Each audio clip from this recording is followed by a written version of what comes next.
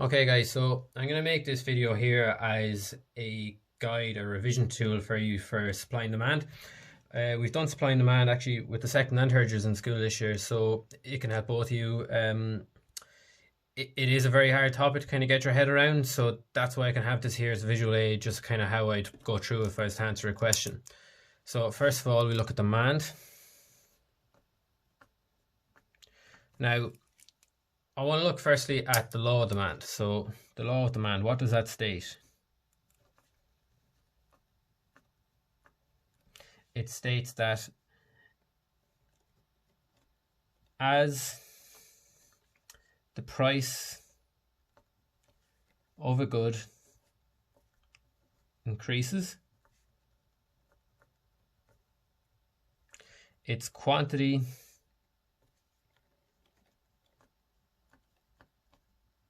demanded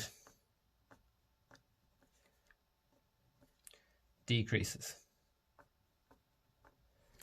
Now, why is that? If we were to look at an example, say here beside me, I have, it's a pair of Samsung Galaxy Buds Plus. I think on the Samsung website, they might sell for about €180. If Samsung decided in the morning they were going to slash their prices on their website and sell these for €10, the demand for them would be extremely high.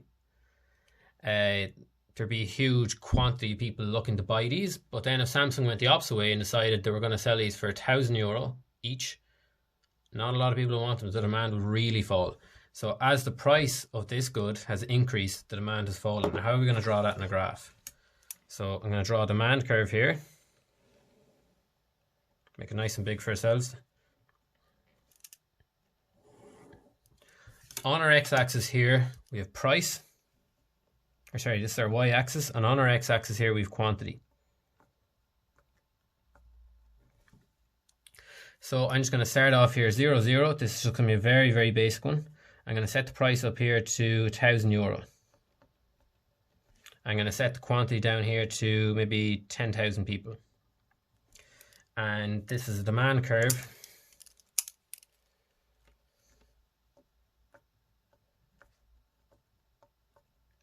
For Galaxy Buds.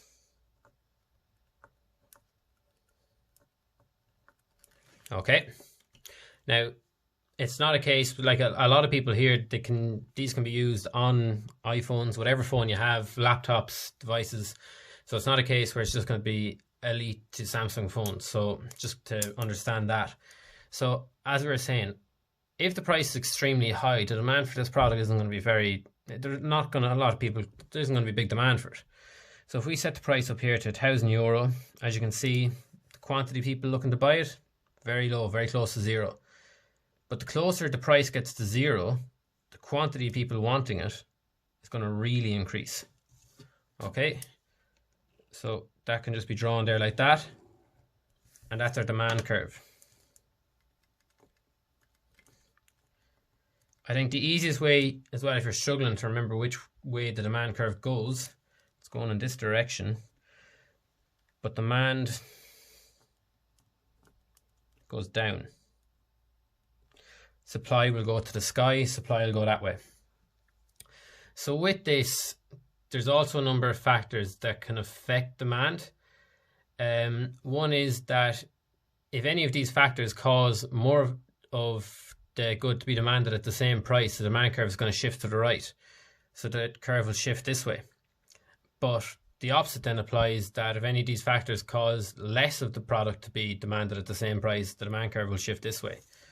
So I'm going to draw these in two different colors, one in red, one in blue. Just give ourselves a good bit of space.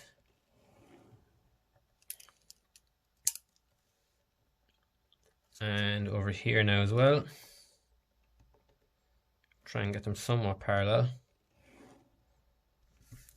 So this here, it's an increase in demand.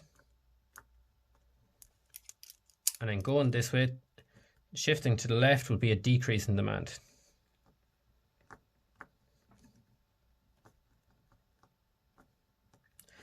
Now, if you can see here, we said previously, if the price was €1,000, Very few people will want it. Obviously, there's been an increase in demand here. So the amount of people wanting that same Galaxy Buds has increased at €1,000. So that has shown an increase in demand. Now, when we were doing this in class, we went through this slideshow here, you should be able to see. There's a number of factors that can influence the affect the demand. One would be the price of substitute products. So obviously a substitute to Galaxy Buds would be AirPods, or there's hundreds of different wireless headphones at this stage, or wireless earbuds. So the price of substitute product could end up either increasing or decreasing demand. If every other product or substitute product was a really high price, say if they were all selling for €2,000 and Samsung up there to €1,000, that would increase the demand for a Galaxy Buds because it'd be the cheapest on the market and probably the best quality at that price. So that's one. The price of complementary goods. Going into some sort of a different setting here. Yeah, so that's that there. So a complementary good is a product that is used with another product. In some cases, consumers need to buy both products, for example, print and ink cartridges. A change in demand for one will affect the demand for the other. So obviously, if the demand for Samsungs went up, it's obvious that Samsung products might go up as well. So that might cause the increase in demand for a Samsung Galaxy Buds. Fads and fashions. Obviously, wireless headphones are extremely in at the moment. A lot of people are very popular. If you've seen back in the days, people would have Walkmans and they'd be attaching one CD to themselves out on a walk. That fashion is obviously gone. Advertising. I think there is a lot of advertising at the moment. You kind of see Beats by Dre. There's a lot with them. I think Anthony Joshua is a big sponsor of that. Change in population or market size.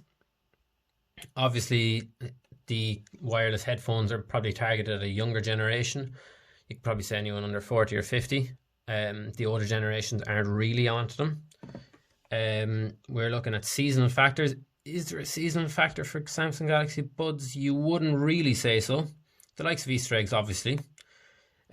Price expectations of buyers. So how much are they expecting to pay for it? If they're expecting to pay €200 for the Galaxy Buds and they were €1,000, there'd be a decrease. People wouldn't want to pay that price. Income levels. So obviously at the moment with the pandemic, with COVID, a lot of people have kind of lost their jobs or kind of shorter income, not sure what the future holds. So they might not be spending as much money on the likes of Galaxy Buds or unnecessary products that they can live without. So that might end up causing the demand to drop. And then normal goods. A normal good is that will have greater demand when the buyer's income rises. Inferior goods. And yeah, so that's all of them, the factors that can affect the demand curve. So I'm going to cut this video here and I'm going to do the same for the supply curve and then upload them in two separate files just because it'll upload an awful lot quicker. And then I'll look how two can be drawn on the same graph.